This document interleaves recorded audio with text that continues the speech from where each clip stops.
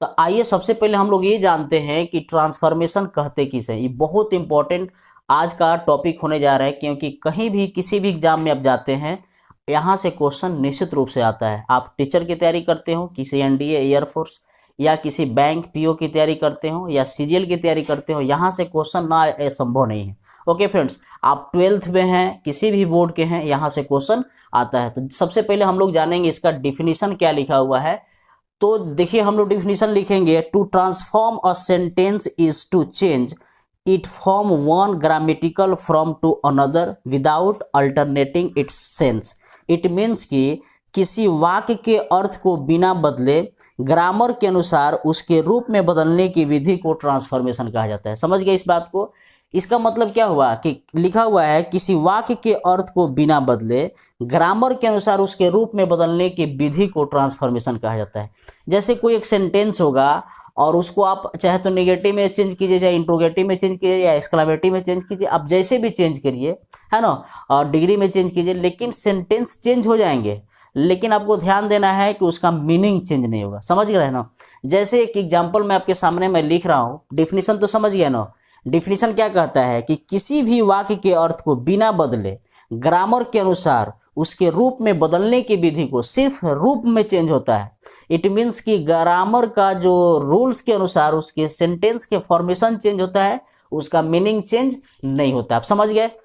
जैसे हम एक एग्जाम्पल लिखें, यहाँ हम एक एग्जाम्पल लिख सकते हैं, लिखा हुआ है यहाँ example, I am happy, HAPPY, और यहाँ परीक्षा में आ गया इनटू असर्टिव।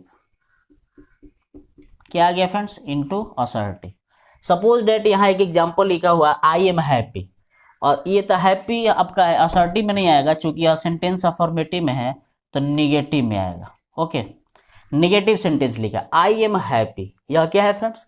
अफर्मेटिव सेंटेंस है। तो आप इसको निगेटिव में कैसे लिखेंगे? आप इसको अगर निगेटिव में लिख देंगे कि आई एम नॉट हैप्पी, तो यह सेंटेंस रॉन्ग हो जाएगा। इट मीन्स कि गलती हो जाएगा, गलत हो जाएगा, है ना। I am happy, I am not happy, तो गलत हो जाएगा। इसका रूल है, इसको नेगेटिव में चेंज करने के लिए 4 ऑप्शन दिए जाएंगे आपको, लेकिन मैं डायरेक्ट आपका आंसर बता रहा हूँ। आई एम हैप्पी तो लिखेंगे आई एम नॉट सैड। क्या लिखेंगे friends? I am not sad. It means देखिए ग्रामर के अनुसार इसका रूप चेंज हो गया है, लेकिन इसका मीनिंग चेंज नहीं हुआ है। ऊपर कह रहा है कि मैं खुश हूं, नीचे कह रहा है कि मैं दुखी नहीं हूं। तो आप दुखी नहीं, इसका मतलब क्या हुआ कि आप खुश हैं। दूसरा एग्जाम्पल अगर हम लेंगे तो बता सकते हैं, जैसे ही इज नॉट पुअर।